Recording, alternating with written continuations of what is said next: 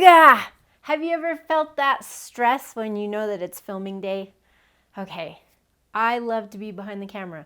I am not stressed behind the camera. I love helping other people. But with our YouTube channel, I find ways to procrastinate and put it off.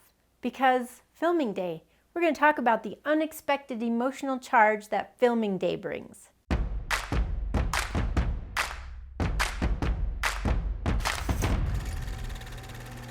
A lot of people just think it's going to be really exciting to be in a movie or to be on video or be a guest on this or that. But for many, and maybe it's just because I'm an introvert by nature, it brings an emotional charge. There's an unexpected emotional charge that comes with filming.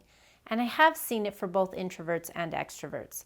The reason being, we do a lot of things in our mind to get us ready and not ready for filming day. Because it really, at the end of the day, this is actually fun. I like to teach you. I like to help you. I like to see you succeed. So what could possibly be hard about this? Some of the different things people experience when they start something new is fear of the unknown, something different. Am I going to do well? Am I going to be vulnerable at some point? Imposter syndrome. I'm not ready for that. I don't know if I'm good enough. Well, I don't look like someone who's on camera. All of those things. We imagine rules that we don't fit into. That's imposter syndrome, and you got to just throw it away. Insecurity. Just not being sure. When something's new, there's this insecurity thing. Anger and frustration, those two kind of go together. But it's the idea of not being able to control everything, all the outcomes, not feeling as prepared as you want to be. You're never going to be perfectly prepared. Just so you know, you'll never be 1,000% prepared. And so then how do you work with that? I know a lot of people really dread filming.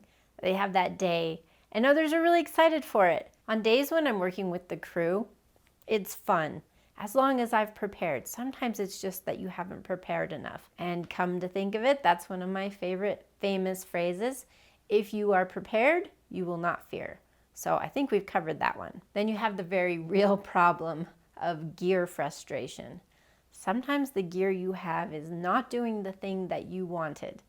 And that's valid. You know, we have lenses and cameras and lights, and you picture this amazing thing, and then your gear won't do it. Either it can't do it, or you don't know how to set up your equipment properly. And then for some, after buying that gear or paying that videographer that you got on Craigslist or something, and you're not seeing the results you want, you have something just called, am I wasting my time and money?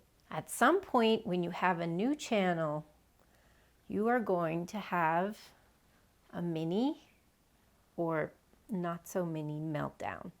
In fact, we've almost come to expect it with our clients at some point, a mini meltdown. And some have had a flat out temper tantrum, but it wasn't at us. We've never had anyone yell at us for what we're doing. It was unrelated. It was truly this problem of the emotional stress of filming, all the things going on at home, all the things going on at the business, your own mind. Am I prepared enough for this shoot? Am I wasting time and money by doing this? Does anyone even want to watch this? The answer actually is yes. If you have a sincere desire to help other people, it's okay for those videos that you're not 1,000% prepared for. Because we all know what it's like to robotically read. I don't have a teleprompter, but if I did, we all know what it's like to robotically read off of a teleprompter to deliver a message. You could have something perfectly written right here on the lens and be reading it as it scrolls past, and you could project that. You might even be able to be more animated, but the way you're looking at that teleprompter means you're not looking at us, the viewer. So that was an impersonation of a teleprompter. Tell me how I did. In fact, I'd love to know in the comments, do you have bad days with filming? Have you had your own mini meltdown yet? You're going to have one if you do social media regularly. Let us know. Was it just an ice cream binge? Did you need to take off for a weekend? What was your meltdown? The thing is, after you've had your first meltdown, you realize, I need to fix something. If I'm going to be repeatable and consistent on social media, I've got to do something to make sure that I enjoy it and my viewers enjoy it. So what do you do about that stress about talking to that camera and all the people that you haven't even met yet? I don't know who's going to watch this video. I just want it to be really helpful for you. Now, after 20 years of dealing with clients, actors, businesses who have put in a lot of money on a commercial, the people, the human beings who come to set with all different feelings, thoughts, and concerns, how do you level that out so that they can have a great day on set? So to tackle those one at a time, if you have fear, it's usually because you don't feel prepared enough. In that case, what we do with our clients is we spend a little more time on preparation. That would be your outlining. It would be research. Find some information that's really exciting to you, something that you thought, wow, I really want to share this with someone, and the fear will then go away. The next two I'll lump together, imposter syndrome and insecurity. These two really do go together with fear, but it's more specific because you're now listening to something in your own head saying, I personally am not supposed to be here. I don't fit here. We're giving this big, ugly, bully character a voice, and he's inside of our head, or maybe she, just saying we can't do it. And that's not true in any way. I love this great phrase that I get from a coach that I work with, Ursula Menches. You should check out her YouTube channel. She's amazing. Mentjes. And she says, whenever you have a limiting belief, something like I'm not good enough, I can't do that, any of those, write it down, look at it, and think, what's potentially not even true about that statement? And then below that belief, you're going to write 3, 4, 5, however many things you need, at least 3. 3 things you think that potentially aren't even true about that. And by going through that process, you're getting away from the emotional side of your mind, and you're starting to think more logically and really break it down to say, is that even true? How about one of mine? People won't be interested in seeing someone my age on YouTube. What's potentially not true about that? There are people my age and older on YouTube all the time. So people are watching. What else is potentially not true about that? I personally really respect and like to work with mentors and people who have been down the road in front of me further along. I like that training. I like to have older people helping me. I want to know what's coming up for me next. So I'm probably not alone in that thought, and I should just throw it out because it's a vanity thing. Again, number 3, what else is potentially not true about that? What do I mean by old? What is old? It's just a number. I've always said that to myself, but for some reason being on camera makes everyone a little fearful of how they're going to look. And you just have to get over that. I've been spending time watching a lot of my videos just to get used to seeing myself.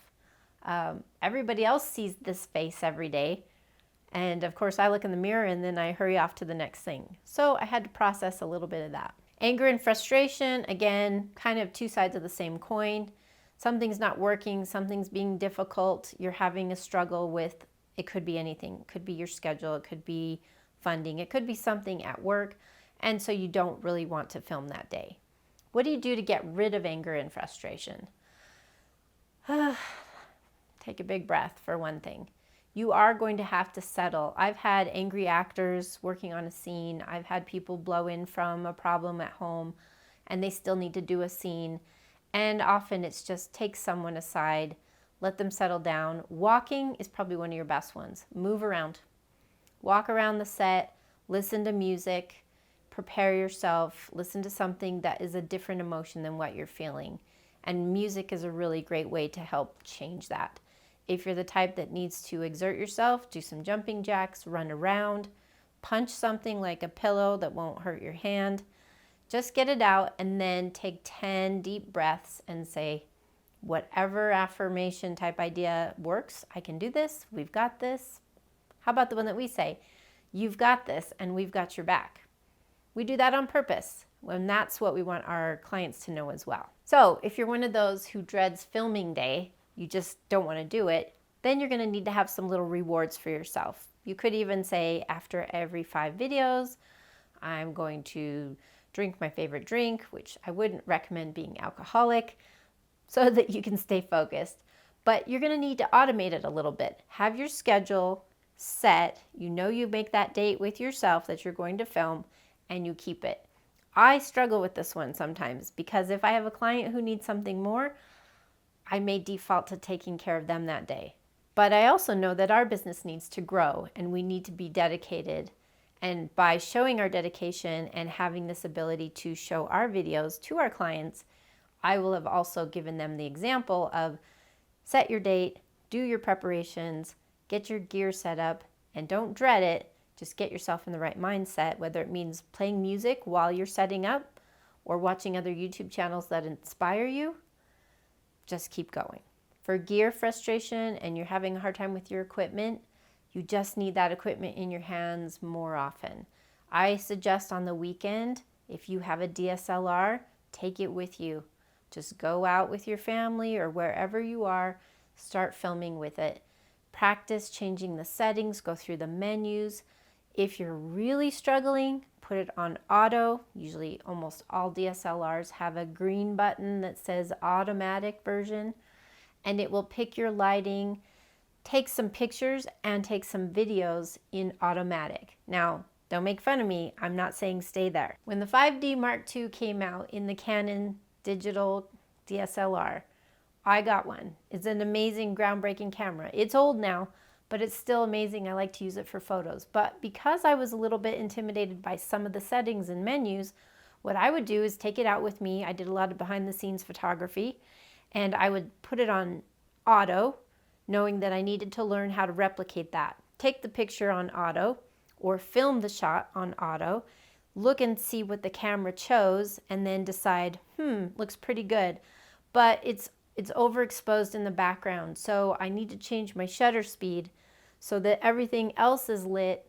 but not overlit in the background. And you just keep making changes. What if I open the aperture more? If that's the case, I'm going to have to completely change my shutter speed. Oh, but what if I played with the ISO? Can you see where I'm going with that? Watch YouTube videos, yes. But more importantly, get that camera in your hand and get outside and go do things. Wedding and party photography events is really good. Start with photos, then perfect it, and then go to video. You'll get to know all of your buttons, all of your menu, and you'll get really comfortable. And the thing is, when you're at an event like that, every time you turn, well, for example, if I needed to film this wall, then I turn and do this one. When I'm facing you, of course it looks great because it's got lighting. But if I turn around the other direction, it's going to be dark because all of my lighting is on that side. That's the benefit of playing with auto and then adjusting and changing one thing at a time. First play with your aperture, then play with your shutter speed, and then play with your ISO. For audio gear, again, there are so many great tutorials. We'll add some to our channel too, but there are amazing ones out there already that teach you how to mic up, how to use all the different kinds of recording. So there's no reason to be too frustrated with your gear. Maybe it means you set up all your gear the night before and then you prepare, make sure you're ready, test it, and then you start filming. Our motivation here with the Video Allies channel is just to simply be a resource for you. We're going to give you all of the resources you need as a do-it-yourselfer, helping you along the way. Every day, every week, we're going to have more content coming out for you, and we would actually love your questions so that we could target more directly your questions. So put them in the comments. We will answer those, and we'll also create reactionary videos to help you with that. In addition to that, if you haven't started yet, we have the top 10 things you should know before you start a YouTube channel. I invite you to go and watch the 1-hour free course down in the links below. It'll take you to a link. You can click on that.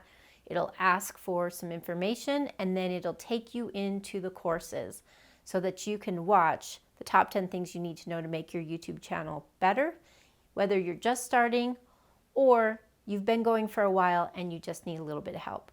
We're your video allies. You've got this. We've got your back, and we can't wait to see what you create in your videos.